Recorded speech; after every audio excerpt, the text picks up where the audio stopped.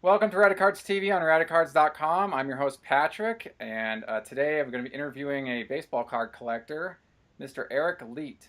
Eric, thank you so much for taking this opportunity to sit down with me and talk a little bit about you, what you collect, how you got into collecting. Um, let's just get down to it here. Are you nervous or excited about this interview? I'm pretty excited. I mean, obviously the nerves kind of get in because you don't want to look stupid in front of potentially thousands, tens of thousands of people, but we'll see how it goes. You're going to do great. I just know it. You're going to do awesome. So, how did you hear about Radicards? My buddy Nathaniel Nate, you did an interview with him a little while ago, but prior to that, he had actually kind of turned me on to your channel.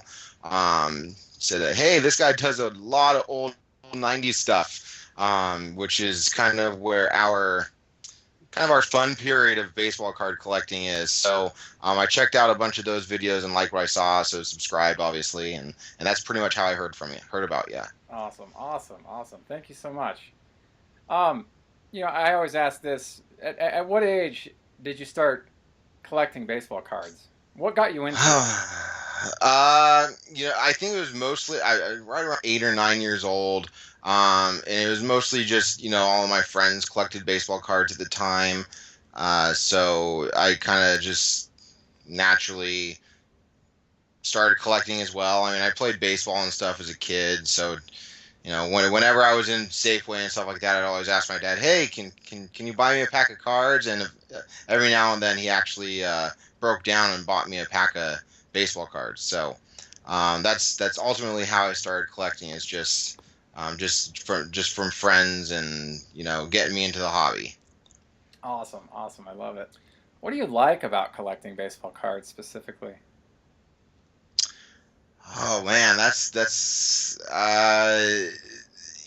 just so much different stuff out there. I mean, it's an ever-changing hobby. They're constantly coming out with new types of products. I mean, obviously there's the historical aspect. I mean, I kind of look at it as owning a piece of baseball history. I'm ultimately a big baseball fan as well. So in order to get those cards, like from the 50s or 60s when, Mickey Mantle and, Hank Aaron and all those guys were playing, it's kind of like my own little baseball museum, I guess. And that's ultimately what I think I like the most about baseball cards. When I was younger, it kind of gave me an outlet of something that I could control, and something that I could organize however I wanted to organize it as many times as I wanted to organize it, which I didn't really have in the household when we were growing up. So, I think that's ultimately kind of the outlet it gave me. But yeah, definitely now it keeps me out of some trouble, from instead of playing poker or doing whatever there is to do out there. What do you collect? Do you collect anything specifically? Well, my main PC is Mark McGwire, and then I have a decent side PC of Jose Canseco, and then just from there, 500 home run club guys, 3,000 hits, all those milestones. Um, Primarily of those guys like rookies, serial numbered stuff, autographs, game used. I do have like a binder collection, but I've been steering away from that because I don't just, I only have a limited space. I don't want to have too much space on cards that I'm probably never going to look at. So I've really kind of limited my parameter the side PCs to rarer stuff, or serial number type stuff. Whereas my Mark McGwire, my Jose Canseco, I buy pretty much every card that's out there. So that's my main PCs right there. That's excellent. It's interesting. This hobby is so vast that you have to have a focus in order to I don't know, what's the word I'm Keep looking from for? going broke. Yeah, I mean that's the thing is that I can't count for everybody, but I would feel at least partially confident assuming that most of us don't have the financial freedom to buy everything, and so we have to pick and choose, and that's okay. Mm, I'm a player collector, but I also deviate from that from time to time, and I have a few side projects, but I keep it very strict and limited to certain things. And I try Yeah. not to go outside of that. And there's a lot of great stuff outside of those things. And Which it's makes it really hard to not go outside of those parameters that you set for yourself. right. And I think this hobby allows us to practice a degree of control. And Yeah. that's another thing I really appreciate about that. Yeah. So tell me, what was your first baseball card, and how many do you have now of say your PCs of Mark McGwire and Jose Canseco? Shoot, I don't even know what my first baseball card was probably like a Tim Tufel 1990 tops or something like that. I don't know, something ridiculous like that. I mean, it started off small. I've stopped collecting. I mean, we're working on 20 or 31 years of collecting now, something like that. In that time, I've stopped collecting and then restarted. I've sold some of my higher end stuff a couple of times. But right now, I think overall, I'm probably right around 8,000, 9,000 cards, somewhere in that range. My Mark McGwire PC.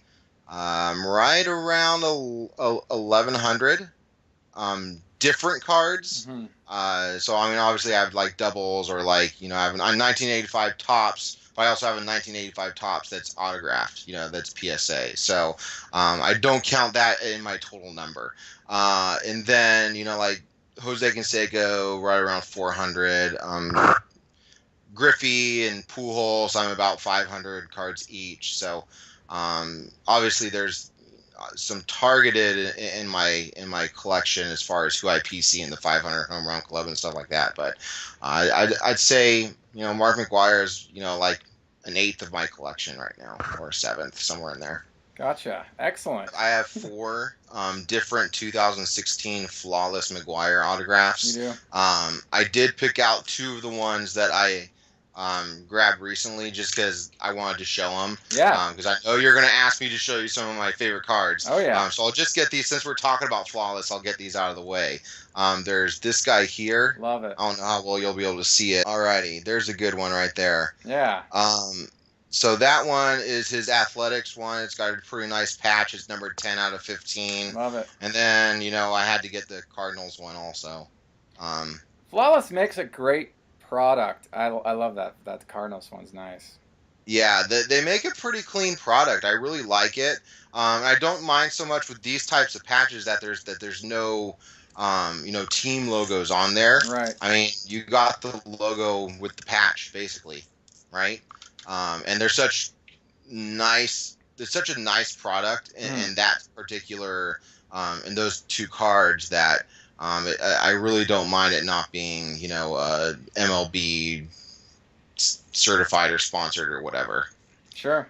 Yeah. I'm a big fan of the product. I don't buy the packs because I can't afford the packs right now. No, you get like 8 cards for $500 or something like that. Right. They're beautiful though. They really are something else. And even 5-star and Tier 1 have been some really excellent products in the last couple of years too. 5-star, I've been actually been doing a lot on 5-star, just because I like the look of the product. And then Tier 1, I do have some Tier 1s. Their patch cards I like those a little bit more than their base autographs. But those are definitely two good products.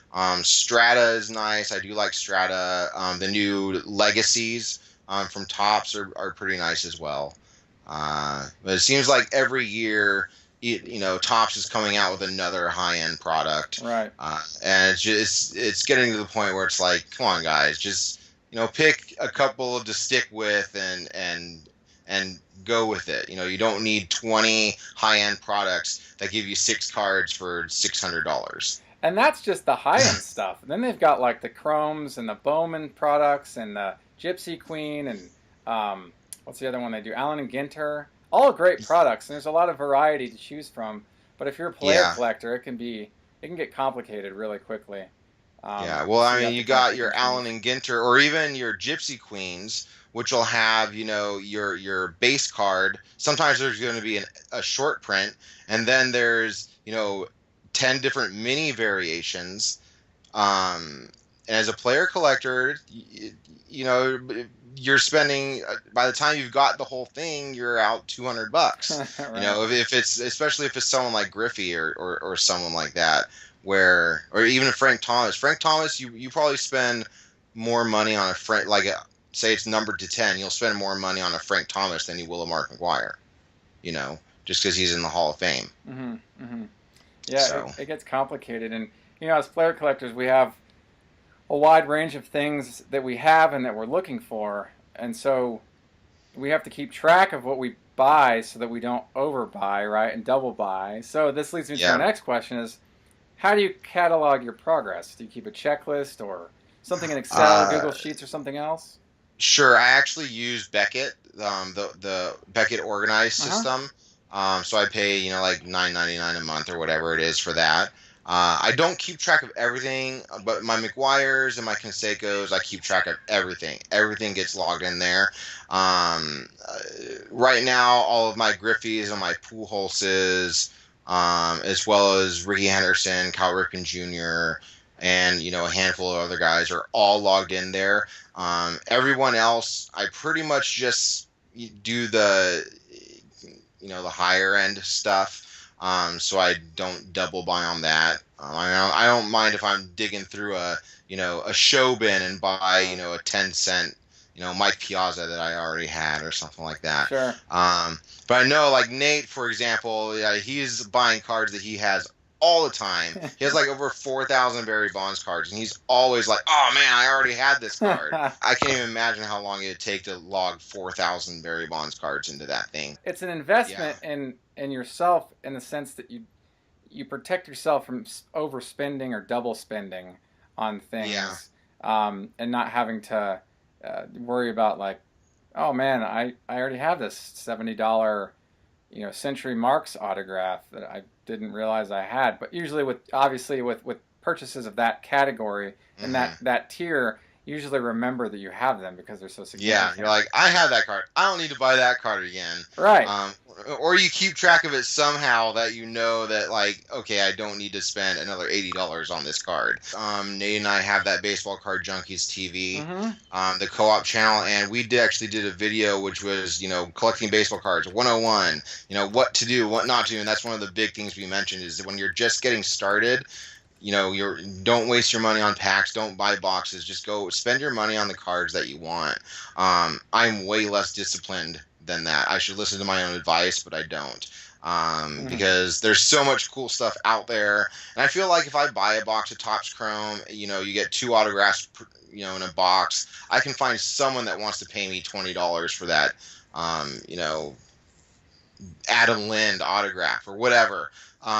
So for me, it's a lot less of a risk, but definitely, if I was more focused, I would not be buying boxes at all or Mm-hmm. packs. I'd just be focused specifically on that one specific player. So tell me, Eric, what are some of your favorite cards, and tell us why they're your favorite. Maybe you have the From stack of them there, and you want to talk about them.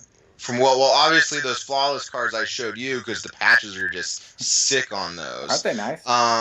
There's a couple. I mean, these are from my McGwire PC, and they're kind of obvious. Yeah, that's It's a kind tough of one to hard. get. That's a really Yeah. hard card. This was one of those ones, on your, I know you're going to ask me eventually, what was one of the cards that was harder to find? Here's the 94. Mm-hmm. I actually just picked this up recently. Those are great. But those cards definitely are in my kind of my favorites, those 93 finest, any of those rarer parallels. I also like the Donruss Elite from like 91, 92, 93. Those ones were really nice. Those are some of my favorites I too. was actually telling a story to Nate the other day where in like 1991 when the original Donruss came out, I actually pooled a Ricky Henderson Donruss Elite from a 1991 pack of Donruss. And he was like, I've never spoken to anybody that's actually pulled one of those from a pack before. Because it's not that they were rare, it's just that I feel like Donruss didn't actually actually put them in any packs, or they put like one per 100 boxes or something like that. And it's amazing to me how rare those are, even though they're numbered to 10,000. Through the grapevine, I heard a story about somebody buying a case of 91 Donruss, Hmm. a whole case, Hmm. and he said he didn't pull an Elite in a case. And that just amazes me. The 1991, I'm still looking for an affordable Jose Canseco 91 Elite. But I mean, I think that's my thing is it's not necessarily that I mean, I like everything that's cool, and unfortunately, there's a lot of cool stuff out there. So Absolutely, absolutely. And that's where the control piece comes in, right? Is like picking a yeah, focus and just diving right into it and trying not to deviate too far away from it. Obviously, there's going to be yeah, some standard deviation of interest there, but yeah. to keep it within something that's manageable, I think is important. As with many extensive categories, we often have to pick a focus and stick to it, like we keep talking about. Within your Hmm. collecting of Jose Canseco and McGwire, Pujols, Griffey, what within those players, those items, do you collect specifically? So, for example, like with me, I focus on '90s products Hmm. mainly, and I deviate a little bit beyond that, depending on what it is. But I have to focus on something within what I collect too. So, with you, Yeah. what do you collect specifically within McGwire and Canseco and the other guys I you mean, collect? McGwire and Canseco, for those guys, pretty much just everything. And then when you look at Pujols and Griffey, I was collecting kind of everything. I'll buy like player lots every now and then. Like I just got a Ken Griffey Jr. player lot of like 600 cards or something Nice. like that. Um, and in that situation, I do collect everything because you're getting such a good price. Got it for like I paid for like half a penny per card or something like that. So I'm like, why the hell not, right? Right. But now that it's getting a little bigger and again space is limited, I am primarily on those other guys, just rookie cards, and then serial numbered, game used or autographs, relics, and I really like refractors as well. Mm-hmm. So that's primarily where my focus is on my, not, the offshoots of my main PC, which is McGwire and Canseco. Sure. So tell us, Eric. A lot of us as collectors, we often find that there are a few cards that we're after, but we realize they're extremely hard to find. Can you think of a few cards that you're still after that have presented specific search difficulty, and you've just they've been eluding you for so long, and you search for it on a constant basis? Are there cards like that? I mean, like for example, the '93 Finest refractor from McGwire. Once I decided that I wanted one, it was about a year and a half, 2 years before I found one that was kind of in my price range, where I felt like, okay, I can spend this and not feel like I've just wasted my money. Right. But it's stuff like that. The '91 Donruss Elite Jose Canseco, which I'm still kind of looking for. But now that we have the shows, the nationals, when they come out, the Panini National Convention and the Topps National Convention, the cards that, for one, if your player is in that, it's super awesome, but also they're very hard to come by. So I think those ones are kind of what I'm focusing on a little bit now because they're definitely a limited run, and some are even serial number. They have autographs, they have relic patches and stuff like that. So those ones take a little while to come by. When I figure out a card that I want to get, I just look at it and wait until something that comes along in my price range. And I think that's just kind of a patience game. Is going, well, is it ever going to be below $300? Right. I think for myself, I'd give it like a year, like 12 months, and if something doesn't pop up, I'll just be like, all right, what's the best deal that I can find, and usually just bite the bullet at that point. But I usually don't go too long. When I figure out that there's something that I want, I usually just go for it, and wait for something to come in my price range, and then when it gets there, go for it. And if I can't find anything, after about a year, I'll be like, all right, what's the best deal I can find on this? Because I'm getting tired of waiting for it. Patience is not a virtue for me. It's not one of my traits and qualities that I possess. So That's a big piece. Is that control is one of it, organization and patience.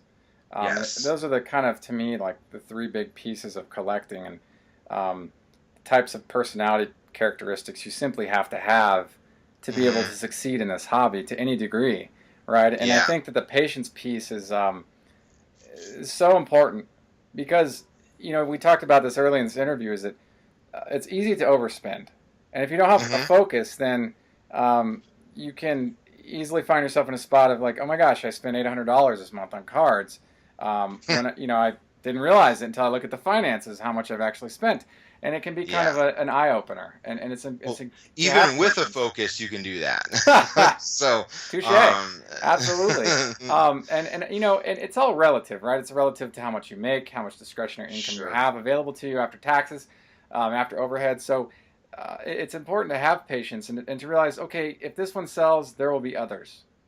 The 91 Donruss Yes. Elite's a perfect example. 10,000 copies. The baseball card hobby, there's always going to be another one, unless it's a one of one. Then you're kind of SOL. But, um, you know, I think that's the most important thing is you have to kind of set a number for yourself, and be like, all right, this is what I feel comfortable spending on this card, and if you can't get it within that range, then something else will come up later on down the road. Even if it's 6 months down the road, it'll pop up again.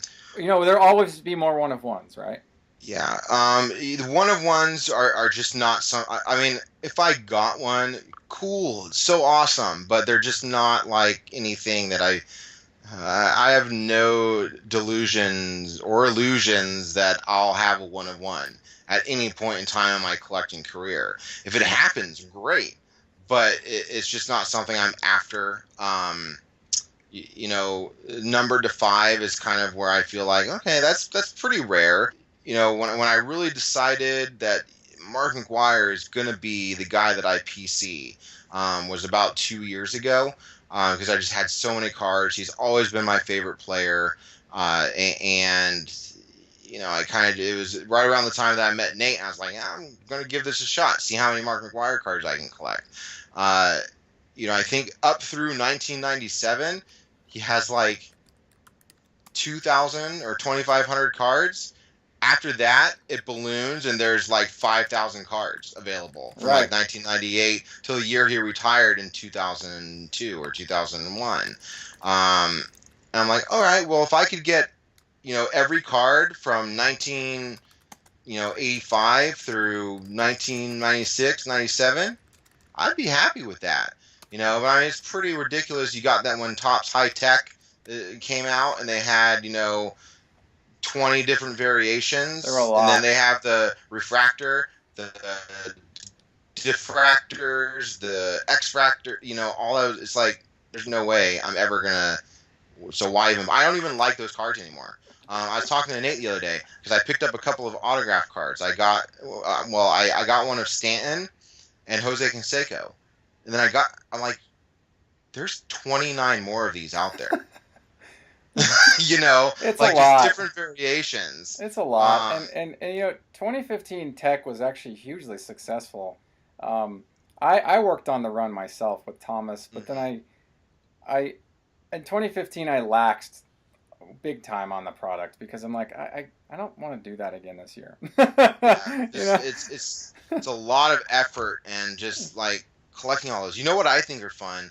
Like the '89 and the 1991 Donruss Grand Slammers. Those are great. Because you got like I think what like six variations of that Borders. card with different borders. Hmm. That's doable. That's fun. And they're affordable. Because you occasionally you find one sitting in a box somewhere, and you're like, that's so cool. I need that one. The simplicity of collecting has been diluted to the Hmm. point of confusion almost. And I think that there are pros and cons to that. The pros are you have more options, right? Sure. There's more stuff to get, and it makes the rainbows really really colorful, which is fun. But the Yeah. cons is that it's expensive and it takes a long time to complete a project. Yeah. And there's always new stuff popping up to where you're like, oh, I didn't know that existed. Or Yeah. I've never been much of a rainbow guy. I think my first attempt at a rainbow right now that I'm really like trying to fill. I mean, it's taking some time. Is the 2015 Topps Chrome Chris Bryant. This is really like the first rainbow I sat down like, oh, I want to try and complete this because he's kind of like my new like I kind of PC for current players. I like Topps Chrome as a product. That's probably one of my favorite products. Their rainbows are definitely more reasonable. You're looking at 12 different variations.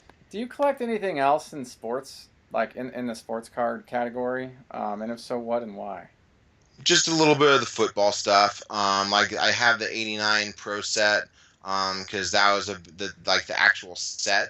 From football because that Mm-hmm. was right around the year I started collecting football cards when I was a kid, Yeah. and it was just one of my favorite sets. But I collect graded rookies from guys that I liked when I was a kid. I had mentioned Barry Sanders and Emmitt Smith. If I could find a Jerry Rice that was affordable, I'd buy it too. But that's really kind of the extent. I've been considering doing a Michael Jordan PC for basketball. But again, you That can know, be really intense, really quickly. yeah. The only reason I do McGwire and Canseco, I mean, obviously you got the Bash brothers. Right. That's kind of when I collected when I was a kid. That's Bash brothers were the big thing. It really was. But even now I do it because I don't think there's two people in baseball that are so connected, just throughout their career, early, middle, late, even into retirement, as Jose Canseco and Mark Yeah, McGwire are. absolutely. You could name any two players that were teammates at any point in time. They will not have the same, kind of length and kind of like that intrinsic connection that Canseco and McGwire have. So tell me, Eric, do you have any future plans for your collection? And if so, what are they? Some people in this capacity, they mention things like building a website to showcase their collections or creating a better system of organizing their collection. So do you have any future plans, something like that? I mean, I feel like I'm pretty organized. So as far as organization goes, I don't think there's going to be anything different as far as what I do. I probably won't create a website, unless I end up making a whole bunch of money and I'm able to pay someone else to do it. All right. I kind of touched on it. I'd like to, if possible, kind of hit that, get all the McGwire cards printed, from, pre-rookie, like his Anchorage Glacier Pilots, which I have, through like the 1996, 1997 years, because it's a doable task. I think that's probably the only real task that other than, my Chris Bryant rainbow that I'm working on right now. But I long term, I'm so like, oh, that's cool. I want to buy that. For me to have a long term goal on my collection would be lying to you. So, I'm kind of just buy stuff that's cool. With the exception of just kind of trying to focus on everything from McGwire and Canseco, and then just buying the cool stuff of everyone else. Excellent, excellent. There's no wrong answer, right? It's just whatever you feel best about what you're doing and plans going forward. So thank you for sharing. Sure. Eric, I've had a great time talking with you tonight, getting to know you a little bit, and I'm sure the viewers have too. Do you have any final thoughts you'd like to share? My motto is just kind of collect what's fun. Don't get too caught up in the hype as far as what's high end, what's low end. If you think collecting 1994 Don Russ is fun, collect 1994 Don Russ. And I think that's the most important thing is for this hobby means something different to everybody. There's always going to be similarities, but you really just have to focus on what you enjoy doing. and as well as who you enjoy collecting. Excellent. Thank you, Eric. And for those of you watching, you can catch Eric talking about baseball cards on his YouTube channel, Baseball Card Junkies TV. Link Hmm. below. And thank you again, Eric, for taking the time out to talk to me and share with me and talk about cards and what you do, what you collect. I really appreciate the time you've given us. Yeah, And no problem. I was glad to be able to make this happen and be able to talk to you also. And just to clarify, I do have my own channel on YouTube as well as under Titanic Taters. okay, And then the Baseball Card Junkies TV is Nate and my channel together. gotcha. Excellent. Thank you for watching another episode of Radicards TV on radicards.com. And until next time, enjoy collecting.